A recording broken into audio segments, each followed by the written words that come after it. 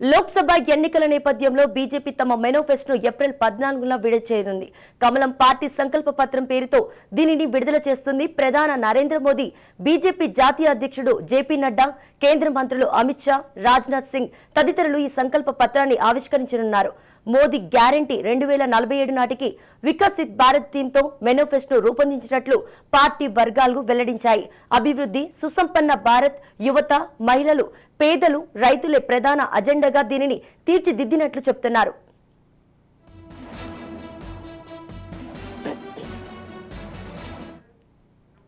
రక్షణ శాఖ మంత్రి రాజ్నాథ్ సింగ్ నేతృత్వంలోని 27 మంది సభ్యులతో కూడిన మేనిఫెస్టో కమిటీ ఇందుకోసం ఇప్పటికే 2 సార్లు కీలక సమావేశాలు నిర్వహించింది. ప్రజల నుంచి సలహాలు, సూచనలు స్వీకరించింది.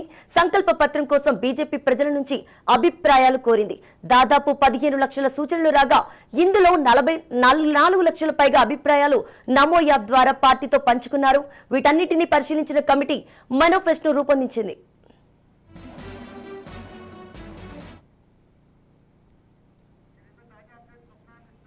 దీని గురించి తాజా అప్డేట్స్ మన స్వప్న అందిస్తున్నారు. స్వప్న, చెప్పండి. మొత్తానికైతే బీజేపీకి సంబంధించి అంబేద్కర్ జయంతి సందర్భంగా ఏప్రిల్ 14 అయితే మేనిఫెస్టో విడుదల చేయడానికి సన్నద్ధాలు చేస్తున్నారు. మొత్తానికి కమల్నాథ్ ఏం పెడతారు దీంట్లో అనేది మాత్రం మనం చూడాల్సి ఉంటుంది.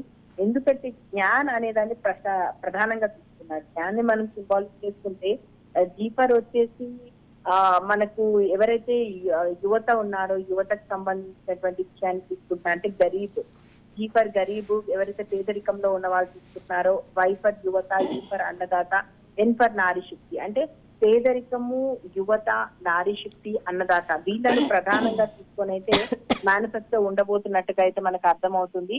అయితే శ్రీరామనవమికి సంబంధించి నవరాత్రులు ఉంటాయి కాబట్టి ఏ తేదీలోగా ఉంటుందో ముందే ప్రణాళిక రచించుకొని దాని ప్రకారం ఒక న్యాయపత్ర పేరుతోటి మేనిఫెస్టోని విడుదల చేయాలని చెప్పేసి బీజేపీ సంకల్ప పత్ర పేరుతో విడుదల చేయనున్నట్టుగా మనకు తెలుస్తుంది. అంటే ప్రధానమంత్రి నరేంద్ర మోదీ, రక్షణ మంత్రి రాజ్నాథ్ సింగ్, హోంమంత్రి అమిత్ షా, బీజేపీ అధ్యక్షుడు జేపీ నడ్డా వీళ్ళందరూ ఉండబోతున్నారు.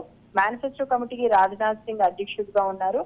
అని మనకు తెలిసిన విషయమే. ఇప్పటి వరకు ఓవరాల్ గా ప్రతి రాష్ట్రంలోనూ అక్కడ ఉన్నటువంటి ప్రజలను అడిగారు మేనిఫెస్టోలో ఏం పెట్టాలి, ఏ సమస్యలు ఉన్నాయి, ఏ సమస్యలు మేనిఫెస్టో పెడితే బాగుంటుంది.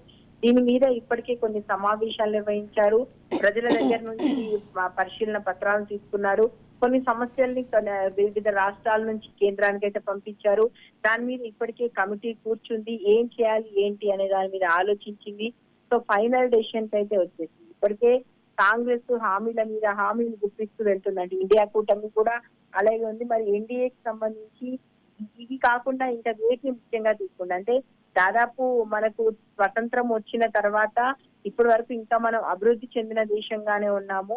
ఖచ్చితంగా మరికొన్ని సంవత్సరాల్లోనే మనం అభివృద్ధి చెందిన దేశంగా వెళ్తాము, ఆ వైపున వెళ్తున్నాము. అండ్ పటిష్టమైనటువంటి బందోబస్తు ఉండడం కానీ, మన దేశం వైపు ఎవరైనా శత్రువులు చూడాలంటే భయపడేలా ఉండడం కానీ, మరోవైపు హిందుత్వాన్ని ఆల్రెడీ బీజేపీ అంటేనే హిందుత్వ భావజాలం ఎక్కువగా ఉంటుంది కాబట్టి దానికి సంబంధించి ఇంకేమైనా ప్రతిపాదనలు పెడతారా, ఏం చేస్తారు ఏంటి అనేది చూడాలి. మొత్తానికైతే ఈ మేనిఫెస్టో అనేది మళ్ళొకసారి బీజేపీని అధికారంలోకి తీసుకొచ్చి ప్రధానిగా నరేంద్ర మోదీ చేసే విధంగా ఉండాలని చెప్పేసి పటిష్టంగా అయితే మేనిఫెస్టో రూపొందించినట్టుగా తెలుస్తుంది మనకి.